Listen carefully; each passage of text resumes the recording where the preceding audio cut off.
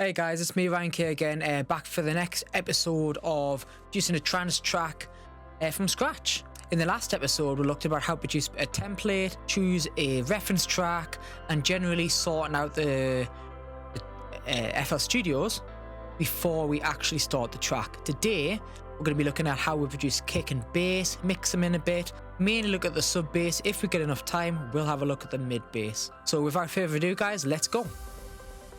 Right guys, so this is where we stopped last time. Here's the project template, the reference here. We've got all of our channels sorted in the mixer. Sorted. So let's start off with a kick.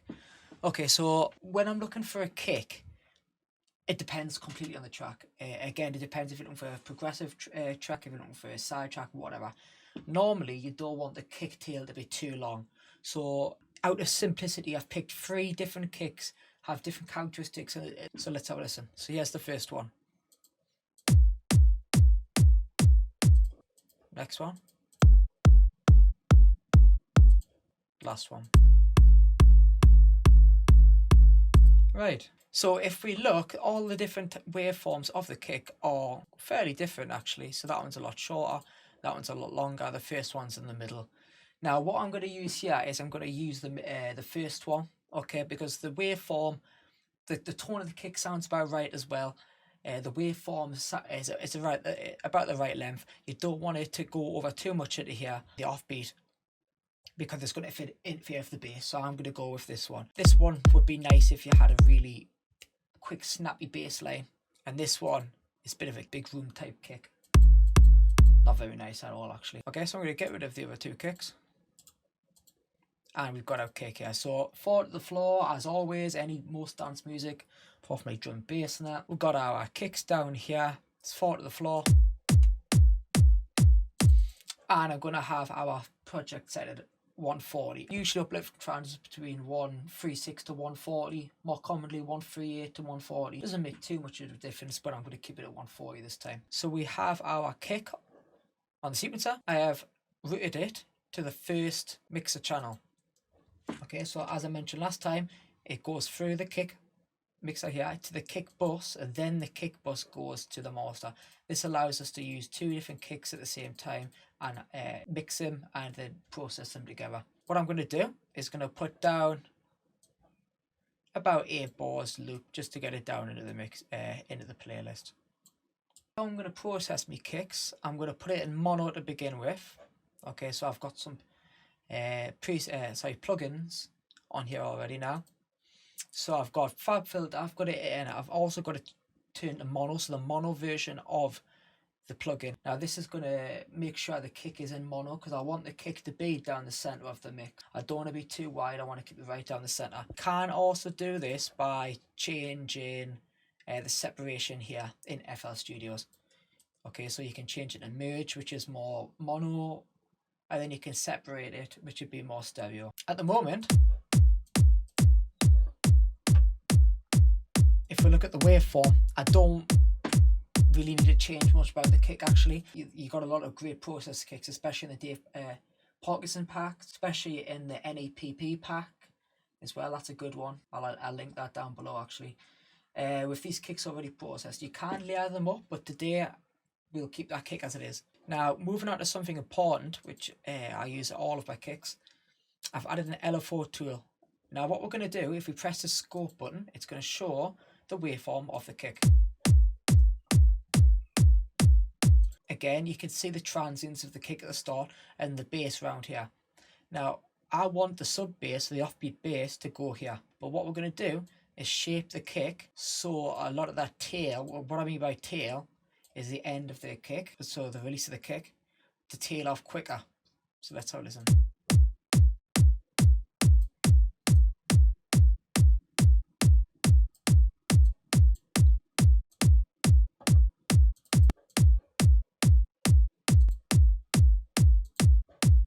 Now it's subtle, so if you're not wearing headphones or got some decent speakers, you might not be able to hear the bass at the end being tailed off, but it's really important for later on. Another little technique you can do is you can actually look for I'm not going to do it in this tutorial, but you can look for the key of the kick, and then you can change the key to suit the bass line or whatever key you want in your track. I'm not going to do that. It's actually not necessary.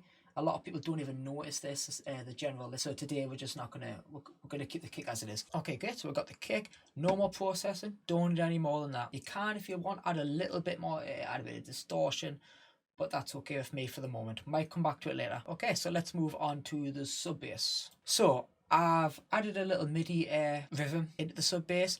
I've added a new layer in the sequencer for my sub bass, and this is what it's going to look like. I'm going to do an offbeat sub bass. You can do 16th notes, so it's just every 2. But today I'm going to just do the offbeat. So the kick would be here, and then the offbeat bass would go here. Now, just to make sure we know what different note names are, a full 1 bar technically would be classed as a note. Half of that, half note, quarter note, 8th note, 16th note. Just so in the future when I'm talking about notes, you'll be able to understand what I'm talking about. If you don't quite get that straight away, I'd double check and go through it a few times until you remember what they are. Now I'm going to be using Spire for my sub bass. This is a preset I've whipped up quickly. Very simple preset. 1 oscillator. I've got it in polyphonic, just put in monophonic actually. 1 voice. Doesn't really matter about detuning if it's 1 voice. No wide. On the oscillator as 1 octave down source, very simple. This doesn't matter, don't need any of this. It's not rooted. And I have the cutoff half down on the filter, just take out some of the top end. I've also got a little bit of distortion on. Yeah, it's a bit of saturation mainly, it's not quite distortion. It's a bit just to make it a bit warmer. I'm going to send this, as I showed you last time, I'm going to send this to my sub bass on my mixer. So here's my sub. If you didn't watch my first video about why I have these separate to the not going to the bass buses, go back and watch that. But what I'm going to do, a lot of you've probably heard about this plugin before, but our bass, quite an old plugin, it just beefens up the sub bass a bit. Now my general settings I like to have, it depends on the sub bass. Oh, before I quickly go to our bass, I've actually got it in F just because it sounded okay there. So that generally, if it's an F, it's probably going to be an F major or F minor, but we'll come back to that another time when we're doing melody. So yes, our bass.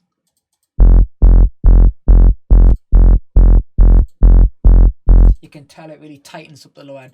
Now, a bit of a tip: drop the intensity down quite a bit when using this plugin, because it can really oversaturate what you don't want. You really just want it to push it a bit, quite subtly. Just gives it that extra beefiness. I've also added a FabFilter mono again. Now I'm going to take off a lot of the top end because I don't need it. It's a sub. And that's way too loud. Now there's no perfect correct levels for your kick and bass mix. It's all about feeling. A lot of people say drop it -4 or 5 dB. It's all about feeling and sound of the track. If it has a bit of a right groove to it and it sounds right, at this stage keep it at that. In the mixing and mastering later on, you can reference the bass to try and add it to what level you think. And again, what I've done, I've also added an LFO. Now, as you can see, this is quite interesting. The sub bass is here, and this is where the kick is. Now, for some reason, the sub bass is following through to the front on the downbeat instead of the offbeat.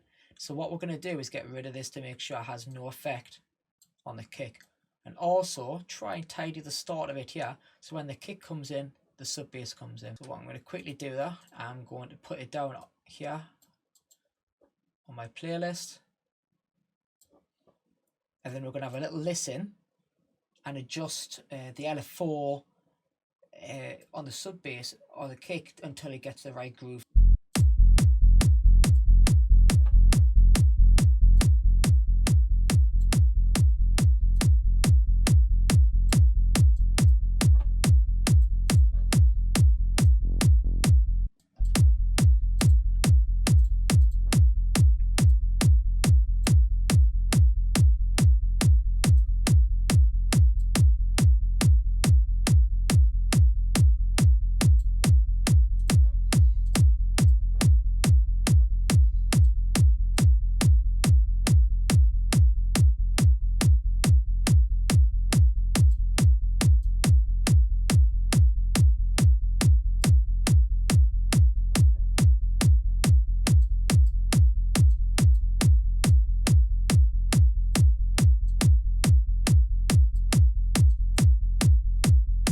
the meantime, that'll do nicely. Even if the kick and the sub's not quite level, that will do. Nice drive to keep it going. So that's the kick and bass, really nicely, easily done. You could also add some saturation to the sub bass to try and pull it through a bit more. The saturation, obviously, you're going to have to just affect the lower end. If you add any higher end, there's no point because I'm cutting all that out. Hope you learned something in this little quick tutorial. Next time we will be looking at the mid basses, which is a little bit more complicated.